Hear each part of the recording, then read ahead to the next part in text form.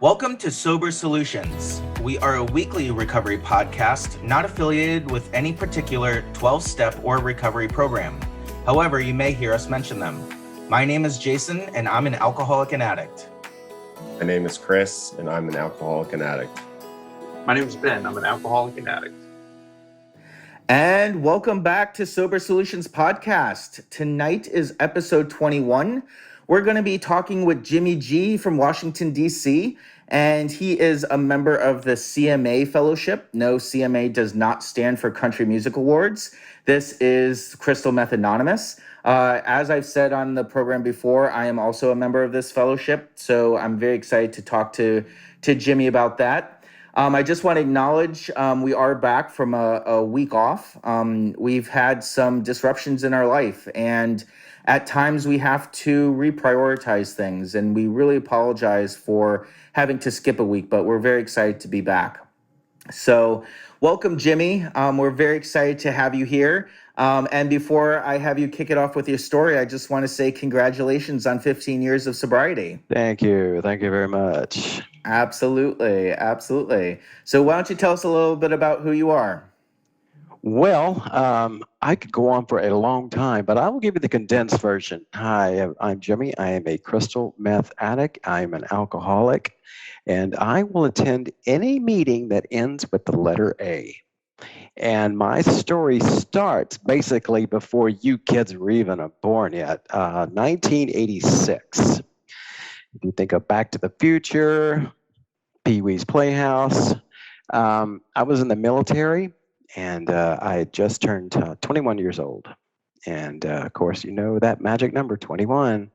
It opens a lot of doors. And, I walked into it. And the reasons why I would do that, there's a lot of reasons, but I'll just give you basically a condensed version. Just two words, fit in, just simply to fit in. I didn't use drugs or alcohol growing up. I didn't have any reason to. It didn't interest me at all. I had fun just as I was. Well, after getting into the military, I just started hanging out with, my friends in the ship. I lived down in Norfolk, Virginia, where my ship was, and started going out with with guys off the ship to the bars. And I would force myself to drink, alcohol. Didn't really want to, but I wanted to fit in with the crowd, and that was my pattern that I can trace back to that time. And I remember getting drunk for the first time. I remember that feeling I got in my forehead, that numbing feeling, like, oh, what is this? I don't know what it is, but I like it. And that started the train. And she started gaining some speed, and I started experimenting with all kinds of alcohol. And next thing you know, I'm starting to get kicked out of the club by the bouncers and security because I'm just a hot mess. I didn't see a problem with it because everybody was doing it. Prerequisite being in the military service back then. You work and you drink, and that's what we did. And I continued that for several years. I moved around to different stations in the military and was thinking I was going to change it. Okay, you know what? I'm going to do it differently now. I'm not going to do the same thing I did back then. And what I found was I would just start dancing again, just a different set of dancers. And that's how I live my life. Oops, I did it again. And so I would just start this process all over again. So I moved to Washington in 1993, and it was, I'm just a small town kid from Texas, population, maybe 4,000. Every third person was named Bubba. We worked at, everybody worked at the Walmart and all kinds of stuff. So moving to Washington was a wild experience. There is so many bars here, and it's just so many people. And I remember just feeling like a kid in the candy store. I didn't really know how to act, so I just kind of went along with it. And drinking would mask any fears or doubts I had. And boy, I'd get up on that dance floor and just start spinning and everything. And I'm tramping through a town at 4 o'clock in the morning. It was just mayhem. So I retired out of the military. And I don't know if you know what this means, but I started working at America Online. Now, maybe you kids don't know what that is, but that was the first social media back then in the 90s. I got my first computer in the 90s in 1994. It cost me like $3,000. Oh, boy. 56K modem, and you could get into some chat rooms, and you could meet people, and why go to the bar where you could just order on a computer? It was great. I loved it. Well, I retired out of the military, and I didn't get into drugs until the 21st century. But on my 35th birthday in the year 2000, I was up in Canada, in Toronto, and I took a hit of ecstasy. And my life turned upside down. I didn't really know what doors I had just walked into, but I knew something was going to happen. It was going to be really bad. But I just went along with it. And, I came back to Washington and I started hanging around with different people. And, next thing you know, they're introducing me to all these kinds of different drugs, different letters of the alphabet. And finally, a couple of years later, the progression changed. It got so bad where I started doing, methamphetamine. And, I was very Nancy Reagan, when I was younger. Just say no. It worked. But, to fit in, and there's that word again, to fit in, I started and experimented with drugs. Why I needed to fit in, I don't know. I spent years trying to figure that out. It takes a long time to kind of figure out why you do what you do. But I knew that crystal meth was bad, but to fit in, I took my first hit, and wow, just like that first pill, I knew that my world had changed. Well, I was thinking about it for 3 days because I was awake for 3 days. I didn't eat for 3 days. Things started to happen. My job became secondary. Like I really didn't want to go to work anymore. I had things to do. I was very busy. Next thing you know, I'm slowly becoming this little part-time dealer. Well, I can make a little extra money on the side, and I can pay for my habit, and it worked. I became very popular. Oh, and there's that to fit in again. I started getting power to make or break your weekend. And so then all I was doing is just hang around, drug addicts. Forget the alcoholics. We don't drink alcohol anymore. We got something better. Okay.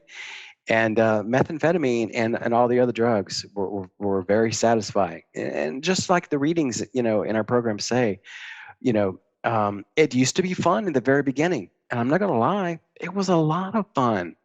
And then it wasn't. It became a chore, and it was just absolutely horrible. But I didn't know how to get out of it. I really didn't.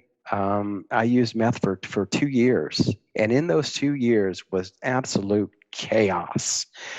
I was in the verge of losing my apartment. I was getting evicted. I was losing my job. My cars were being repossessed. My credit cards were all maxed out. I didn't see any way out of it until July of 2004, when I finally got arrested. The police came out to my door on an unrelated issue, actually. So it's actually a higher power moment. They opened the door, because, you're high, you don't care. You just look at the people and you still answer the door anyway. It was the police. And they discovered all the things we had in there, and down we went. And I spent that night in jail, sitting on the floor, contemplating where I had, how did I get here? And where did it all begin? And I traced it all the way back to 1986 to fit in. And it just progressed all of this way to, I started doing meth. And so I had no choice but to, check into a program. They said, well, okay, you need to, check into some, drug addiction services. And I didn't want to do that, but you know what? I had no choice. The court sent some of us, which is in our readings. The court sent some of us, and that some of us was me. So I checked into an outpatient service here in Washington, and I started meeting other people who were recovering. And then one day they said, well, you need to go to these CMA meetings. And I was like, why? I was like, I'm getting everything I need here, or so I thought, but I really wasn't. I was getting it, but I wasn't getting it. And they said, you need to go be with your people. I said, okay, fine. So they gave me the address, and I looked up, and the meeting, it said closed. Well, it was members only. I can't go to that one, So I didn't go. But the next meeting was on a Friday night, and it said open. So I was mad, and I made every excuse to not go because, okay, it's Friday night. There's not going to be any traffic, any parking because, it's Friday night and everybody's out. And I made every excuse. So I was going to drive around the clubhouse and see that there was no parking and drive home and then tell them, I couldn't go, I couldn't find parking. But I drove up the street where the clubhouse is, and right in front of the clubhouse was the only parking space open in the entire area. Well, I don't know if that's a higher power moment or it was a coincidence, but whatever it was, I pulled my car into that spot and I walked up the steps for my very first meeting, and that was in August of 2004. That was 17 years ago. And wow, I've been a member of CMA ever since then. And I had to learn how to be a human being all over again because, I had totally destroyed myself with the methamphetamine. It was just absolutely horrible. But I actually walked in and I saw a couple of people I knew. I was like, okay, well, that's why I haven't seen him in a while, These people are actually getting their life back. And so I said, well, maybe there's something to this.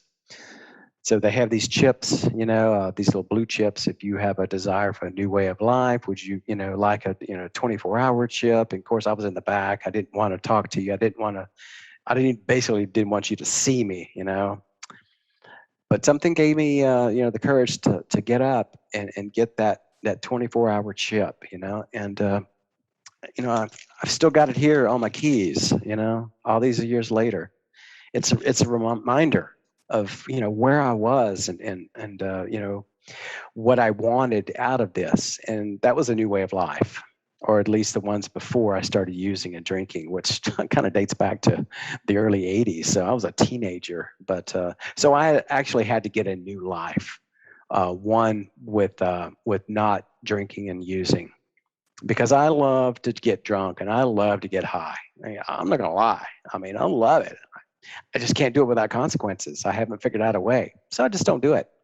It's easier to stay sober than it is to get sober. I've learned that one. Now, I checked into a place called Father Martin's, Ashley, a treatment center. It's in Maryland. I was high as a kite. And, I sat in the nurse's station. I was coming down. And the nurse, she said, "What's wrong, honey? You're in the right place." And I said, "I know. That's why I'm crying. I was just defeated. I was broken. The meetings helped, but I found some stuff that the cops didn't find. And of course, what are you going to do? I found that barbershop, so I got a haircut. And, so my network sent me to Father Martin's. Okay, you need to go to treatment because this outpatient is not enough for you. And they were right.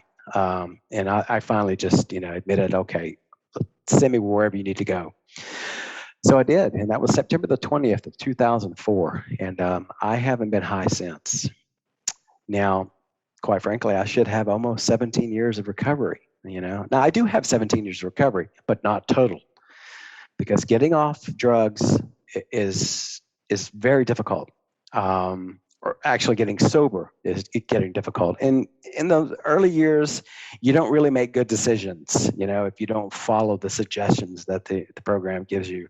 So I was just sneaking drinks for the next couple of years, and I'd be at the bar, have some cocktails, and I would be looking around to make sure, nobody in recovery was in, to see me. Recovery really messes up drinking and using. It really does, because it's like it gnaws on you, and it just, and it pisses you off, but it also saves your life at the same time. And so I decided in August of 2006, 15 years ago, that I had enough. I was drinking on August 12th, and I was drinking up on a friend of mine's house, and I said, I need to go to the CMA meeting. But when I get back, we're going to go out and we're going to have some fun. And I went to the CMA meeting, and I sat in the back, and they talked about alcohol the entire meeting. Oh, it just made me cringe. So I picked up another chip, and that was the last one I picked up. And I've been sober ever since. And I'm just learning how to be a human being again. It hasn't been, sunshine, lollipops, and rainbows every single day, but it's definitely much better than I, was any day out there. I'm just, I'm a human being now. I'm not Superman, nothing like that. I'm just Clark Kent. And I'm okay with that. I don't have to fit in, like I used to. I just simply fit in. And that's what my, voice was telling me, that I don't fit in, but I do. And I had to learn that now, Thank you for inviting me to this. I love it. I've heard a couple of your podcasts, and I know that you do this for you as well as for, the greater good. And so I applaud each and every one of you for doing what you're doing. So thank you for having me today. Awesome. Well, thank you, Jimmy. That was great. And, having 15 years of continuous sobriety and being in the programs for 17 years, I'm sure that you have many more stories and a lot more insight than we had time for tonight. And I know you personally, and I've gotten to hear your story. So, it's been really great to have you on tonight. I identified with a lot. Especially that feeling of not fitting in and that desire to fit in and doing whatever I could to have these people around me, regardless of the fact that they were drug dealers and, people who I would not associate with today, but I had people around me. And growing up, I was always bouncing around to different groups of people because I never wanted to be alone.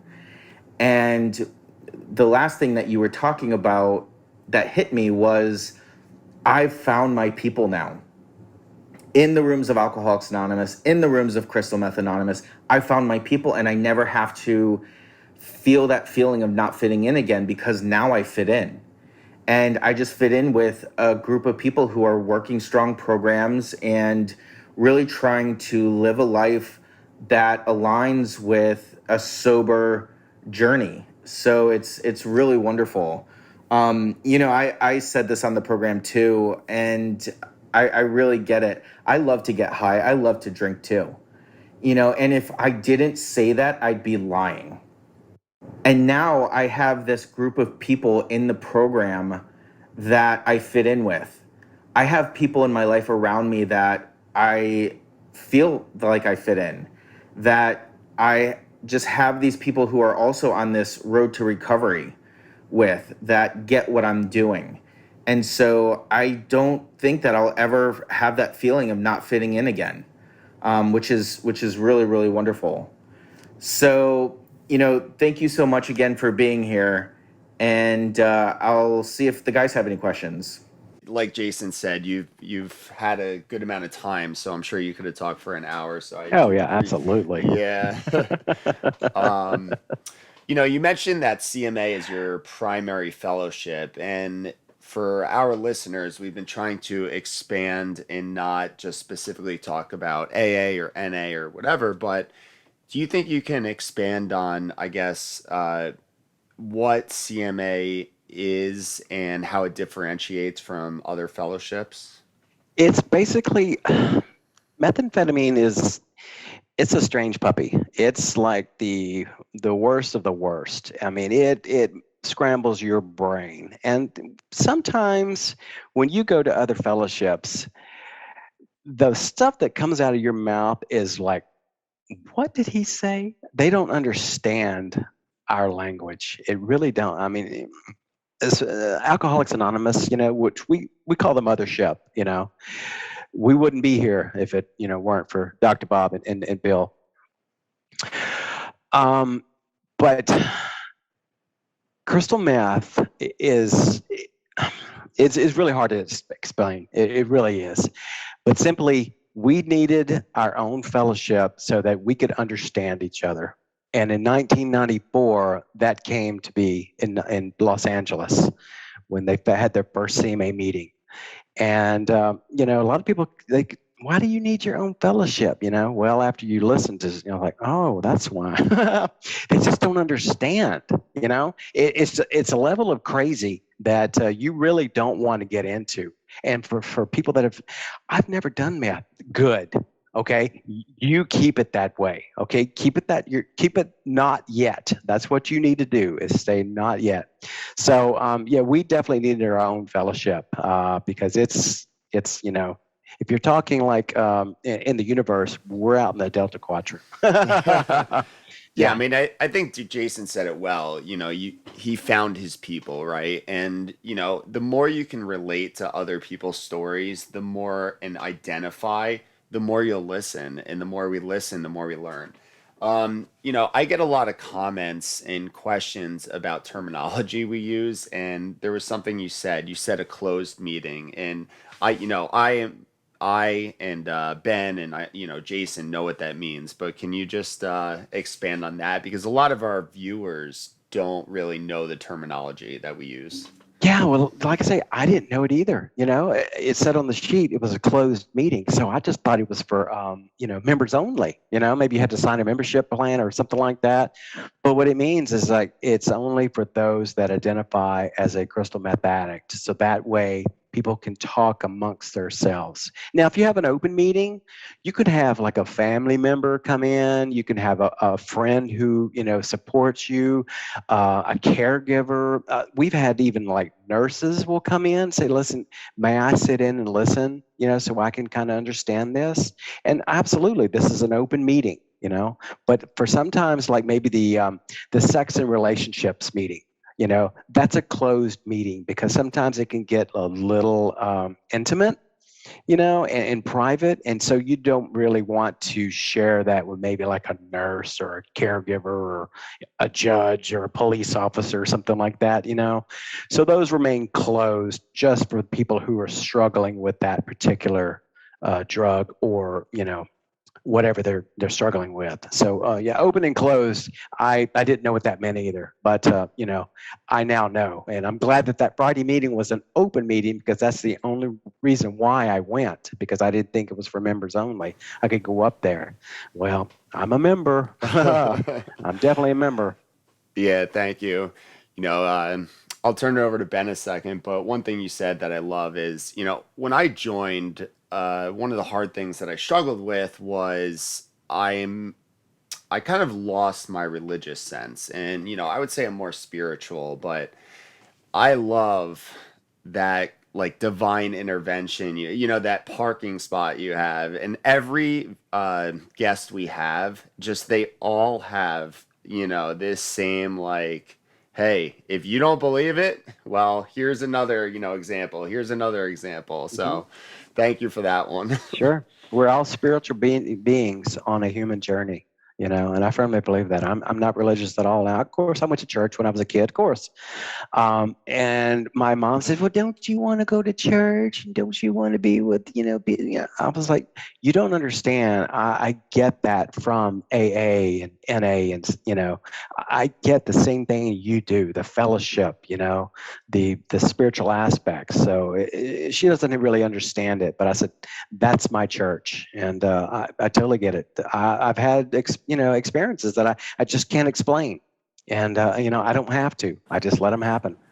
And Jimmy, thank you so much for coming on tonight. And it's funny, I'm laughing so much because we could not be more different. And there are so many things that when you say them, it's like, I've heard that, but like my sponsor always says, you stay in a barbershop long enough, you're going to get a haircut. All these sayings, they're just, and another thing that you said that it was just so, you had to learn how to be a human being again. And that's what these programs teach us, is that they're somebody put it so simple: stay sober, be an adult. Like, that's it. And it's like, oh, shit. But, what we've kind of touched on with a lot of our guests is getting an idea of what their recovery looked like during the pandemic. The four of us got sober in the midst of the pandemic. So when we came out, I got out of rehab on a Monday. I didn't go to a meeting until Saturday because I was texting Jason and Chris, my life was still a mess. And Jason was like, hey, get into a meeting right now. And he sent me this link, and that's been my home group ever since. And I haven't left. And and I can't tell you how many times I've heard from people like, oh, I don't know how you got sober in a pandemic. Like, for me, I'm like, I can't imagine having to find one single parking spot and walk up the steps and humble myself like that. So, what does your recovery look like in the pandemic? Oh, I love Zoom babies. I love the people that got sober in the pandemic and jumped to Zoom. DC, CMA, we actually thrived during the pandemic. We jumped immediately into the virtual world. Zoom has been an amazing lifesaver. We have 3 meetings a day on Zoom. We had an 8 a.m. check-in meeting every single day. Come in, tell us how you're doing. And quite frankly, we just thought it was going to be maybe 5 or 6 people just jumping in. We had people all over the world check in to that meeting, And we've met so many people from other countries and different cities. And I have new friends that were forged out of the pandemic that I could not live without. I wish we could have, the millions of people that have died because of this disease, but there's always silver linings to any tragedy. And these new friendships that I have, these new relationships, I wouldn't trade for the world, So I'll take any silver lining I can. And so I thrived. And I've got my little virtual background with my little, sunset. I love it, And, when I was feeling lonely, I just opened my computer, jumped onto a meeting. That was a meeting any hour, any city, any time frame. And boom, there it is. And and quite frankly, with the Delta variant coming, I think we're coming back here. And so, but I'm prepared, to deal with that because I did it last year. I can do it this year. Jimmy, I am having the wonderful opportunity to speak at the New York CMA Share a Day conference coming up in October. And if you told me that was going to be an opportunity for me, a year and a half ago, I would have slapped you in the face. Because I was so deep in my addiction, and I'd been to CMA meetings before, and I think it was because I didn't want to be there. I didn't feel like I fit in. But when I gave it that shot, I knew that I was with my people, like I was talking about before. And, you talked about relapse as being part of your story. Relapse is definitely a big part of my story. And I've heard people within the rooms of CMA talk about how high the rate of relapse is for CMA. Can you share about your experience with that? Do you have a sense of that? Why would that be? Can you talk to us a little bit about that? Yeah, they say there's only like 2% of us that actually get off of it. I'm very grateful that I'm part of that 2%.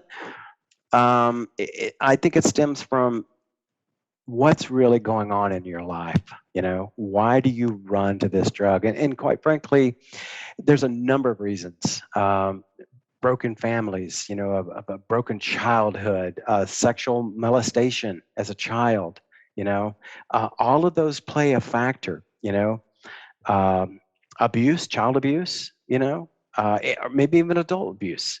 There's so many reasons, why people do what they do, and you can trace it back. Okay, what have you not dealt with? And I get that a lot.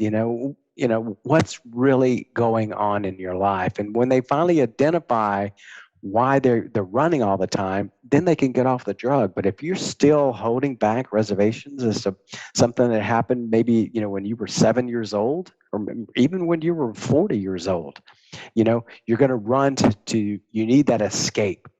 And my escape was definitely, it was not an escape. It was a pair of handcuffs and a felony possession charge. So those are the things that keep me from going back, because, if I go back, I'll go instantly to where I was. And that was like that extensive, horrible life, living in the fast lane, staying up for a whole week, not eating, sleeping, everything.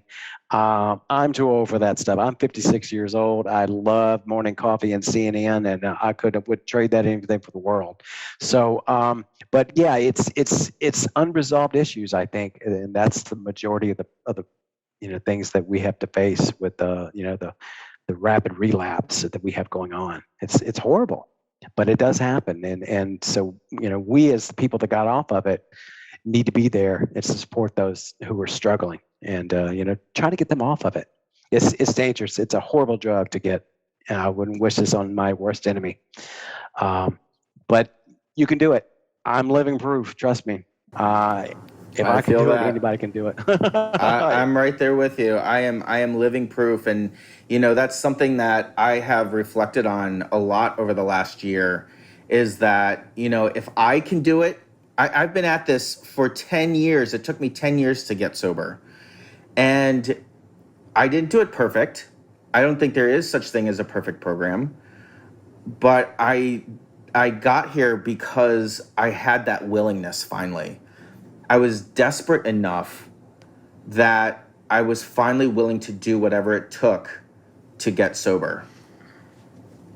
Yeah, I mean, it is sad. And it's funny looking at, you three, and especially you, Jimmy. I mean, I don't look at you and see someone who did crystal meth. And, that's just this stereotype that I have in my head. I don't look at myself and see the person that was 3 years ago. And it just shows you that, like you guys said, you are living proof. But, you mentioned going back. One thing that I kind of like asking a lot of our guests with extended periods, extended time, is if you were to go back to yourself with a year of sobriety, or just when you started, because we do try to focus on early recovery in this podcast, what would your advice be to yourself when you just started the program? Just take it easy. It's going to be okay. I thought that my world was going to come to an end, and basically it actually was. It was coming to an end. I'd lost everything. They placed me into a recovery home in the suburbs of Virginia, and I didn't have anything but just the contents of a backpack. They had to give me some some sheets and bedding and stuff like that. I had lost everything. They threw everything out in the streets. So all I can say is that just hold on, because your life isn't over, and actually it's about to get better. I didn't have any hope when I got here. I really didn't. I was so beaten and defeated and broken, but I was picked up and scooped up and put into recovery, and that's where it saved my life. And I didn't really start feeling like a human being until like 3 years later, like in 2007. 3 years after I stopped doing meth, that's when I finally started feeling like a human being again. And I remember telling somebody, I was like, I'm just now starting to feel like a human. And so it took a long time. That that brain was Swiss cheese, scrambled eggs and everything. And, I did a number on myself, even streets, like that. I've been on these roads for, 20 years. Sometimes I had a hard time figuring out where exactly is that place. I couldn't remember. My brain was so twisted. So they just said, easy does it, one day at a time, and you'll get through it. And I did, because I bought a little GPS to get me around town. Whatever it takes. That's awesome. That's awesome. Well, thank you, Jimmy, so much for tonight. We truly appreciate your Thank time. you. And congratulations again on your anniversary. Thank you. Thanks, guys. All right. Have a great night, Jimmy. Thanks for coming on. Thanks. Good night. That was great. I honestly, until I met you, Jason, or a couple people at rehab, never really got introduced to crystal meth or knew anybody or even had a remote discussion. But it is crazy when you talk to people that were on it. Just although it's the same in the misery of addiction, the stories that I hear are just insane. Like people stay up literally for a week. I could barely stay up for 20 straight hours and I get exhausted, but it's just this different crazy lifestyle. And you were mentioning before, people use it for weight loss, people use it to study, people use it to, it's a scary drug. It really is. It really is. And one thing that he said, that when he was hearing about people saying, "Oh, I've never done that," don't. That's my message to you. Yeah, Do you not said that do a it. number of times. Yeah. Yeah, it's a hell of a drug. It is a hell of a drug. It will ensnare you with all of these beautiful things, like all of this fun, adventurous. You get to stay up and work for 3 days straight on a project that you've been trying to get done. No, you're cracked out. You are cracked out. It is not pretty. It's not pretty at all. Yeah, it's funny. I was talking to Jason in the chat during the episode, and I appreciate you trying to prop me up there and give me the boost to ask another question. But I was listening to him, and it was one of those episodes where I was listening because, to your point, Chris, like I didn't know a damn thing about crystal meth before I met you, Jason, in rehab, and this has really been my only other exposure to it. And so, but to hear the AA sayings and even the reverence that these offshoot recovery programs have, they're based in 12 steps. And I really, really, like, it just clicked for me that, I remember being a newcomer in rehab and hearing, oh, okay, this girl is telling my story. Like to completely different details, but it's the same feelings. And even, go through rehab and then get out and then, still not go to a meeting. It wasn't until I got into the rooms that it was, oh wait, these are my people. They're telling the details of my story. And when I tell a story and you see people on Zoom shaking their head going, yep, and know that. And so for something like, crystal meth or cocaine or pornography or gambling, like to have a specific group, and I related so much to what he said about IOP, or being in an outpatient program and getting it, but being pushed to go, okay, you get it here, but you need to get it with everybody else that relates to you. So it was just one of those episodes where I knew I was going to ask him a question about the I'm assuming he was in the Navy, talking about Norfolk and the service, and I was like, nope, I'm just going to stop. Yeah, I mean, it's so true, because there are times where I'll have a crystal meth craving, and there are AA meetings, not so much now and not so much with Zoom, but there have been meetings that I've attended that they're like, you cannot talk about drugs. And in that moment, I need to talk about drugs. And I need to be around the people that understand what it's like to be up for 3 days and have these wild, crazy stories. And if I tell a story like that in an AA meeting, some people will be like, yeah, I understand that, and I can identify with the feelings and whatnot. But then when I go to a CMA meeting, they're like, I've done that. Or that's it. Like, so it's really that identification, Right. that's really Yeah. interesting. Yeah. I mean, I think it just kind of goes back to, though, what I hope we're doing with this podcast, and that, kind of just showing people that as long as you recover, and I get why, when we talk about, old timers and who are stuck in their ways, and we've all heard the stories, like, so I understand that that reverence. Yes, exactly. Don't you talk about my Zoom, but I understand that reverence for it, because it's like you want to hold on to it, because it's life got so good when we got sober, and it was like, all right, we got to stay right here. Don't talk about your crystal meth in my AA meeting.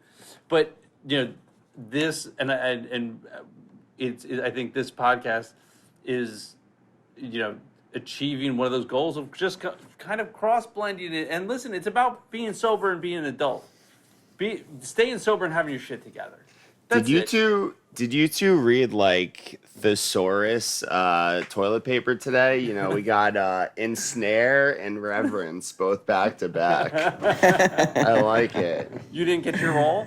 No. I mean, I would just say, instead of ensnare, like to trap, but we won't get into that. But no, what I also related to is, it doesn't always happen right away. I mean, Jason, like, you said it took you, I forget what you said, 10 years. Yeah, 10 years, right? For me, I mean, I'm not even at year 1, but I'm getting there, but slowly. And, I'm on like year 6 of trying this, right? And Ben, you're doing great.